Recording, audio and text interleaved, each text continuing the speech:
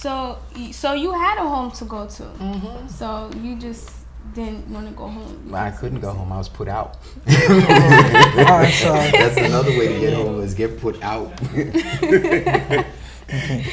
Okay, so other than the YMCA, is there any other agencies that you work with that you would recommend to people who are homeless or Yes. in different situations? Yeah, quite a number. There's one called the Hope Center. I don't know the address, but it's the Hope Center. They get a lot of referrals to us. There's Proceeds. There's the Homeless Coalition. There's the County Welfare Office. They're our best friends. We work very, very closely with them, with their counselors and ours, with the different food programs. The churches, I must mention that. The church community in Elizabeth is very, very supportive of the homeless population, and they give us just about anything that we can ask for. They come through in some way for us. That's really good. So, based on your experiences, what ethnicity ranks highest amongst homeless people, you think? I would say blacks and whites, because you don't see more blacks or more whites. So it's every race. Yeah. Okay. Yeah. Because you have to look at it society-wise, right? If you go to there's some countries where everybody's homeless in the village, so to say, and living in that situation. Well, we have a variety in our shelter. Yeah, so it's Black, a white, variety, Spanish. and it has a lot to do with where you are Right, on the the town. planet. Yeah, on the planet at the time, you know. I like that. Okay. all right. In your opinion, what do you think is like the most genuine solution that could be used like to solve homelessness altogether?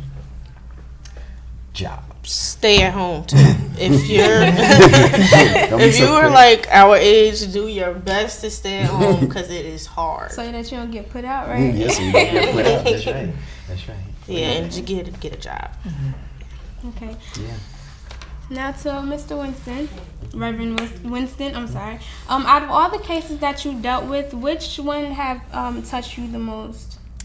Well, about 12 years ago, there was a young man who came into one of the shelters I was working in, and he was about your age, about 18, 19 years old, and he was beat up. He had lived a whole adult life in the span of 4 years. He had drug problems. He had psychological problems.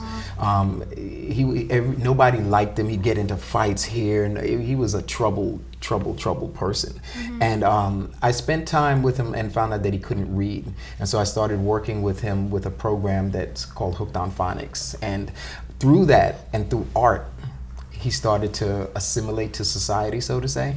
To make a long story short, 3 years ago, I saw him. He's married, he has children, he's doing well, and he thanked us as an agency for sticking with him when he was down, and that really blessed me, because we don't get a lot of thanks.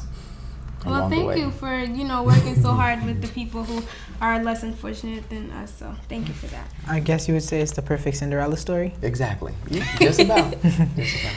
Okay. And for our audience viewers and also for people at home watching, I would just like to say that being homeless is not just as we said, is not just not having a home. So for those who are not sure what it is, just make sure that you understand that it's not a situation that you can't be in. It can happen to anybody, so just keep that in mind. And take care of what you got, because you never know that you got it until you lose it. So, be precious. Go home tonight, kiss your door, kiss your keys, do something to, wash your house clean if you have to. Do something to make sure that that, the house that you have, it's a gift it's a gift to have, because as you can see with our audience members, there's worse situations that you could be in. Can I add something?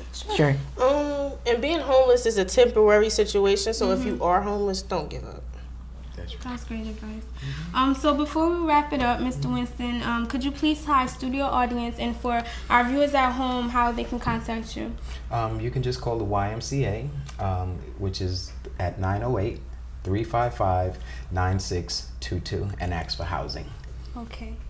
So we want to thank all of our guests today for coming and elaborating and sharing their stories, because as I said before, is something very hard to do, and a lot of people don't have the guts to do that. So thank you very much for Can you give yourself a round of applause?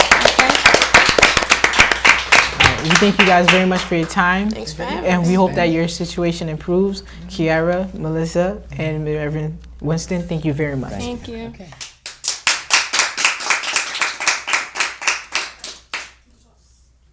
Hi, welcome to Youth News. My name is Mickey Toussaint. My name is Anika Dursi. How are you doing today? Fine.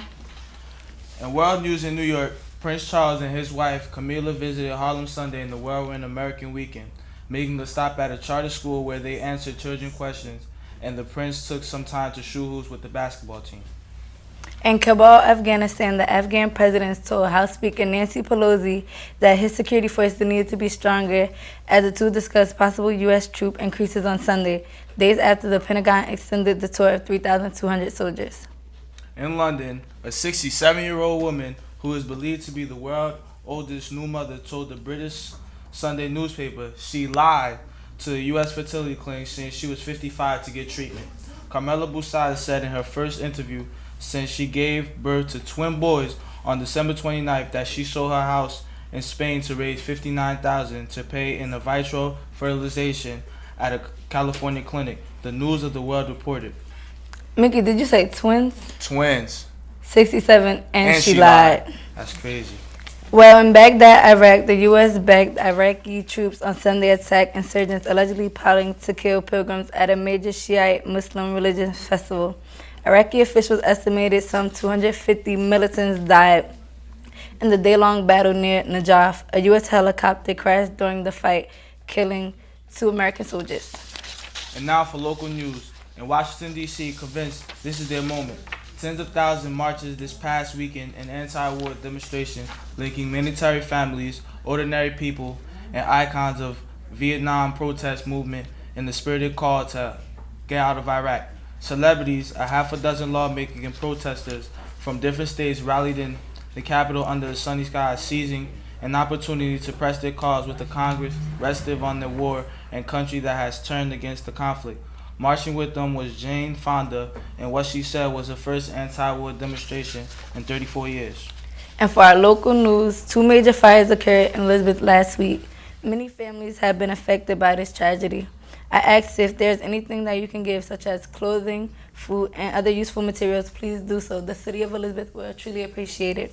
You can contact us at our relocation office, which is 908-820-4215.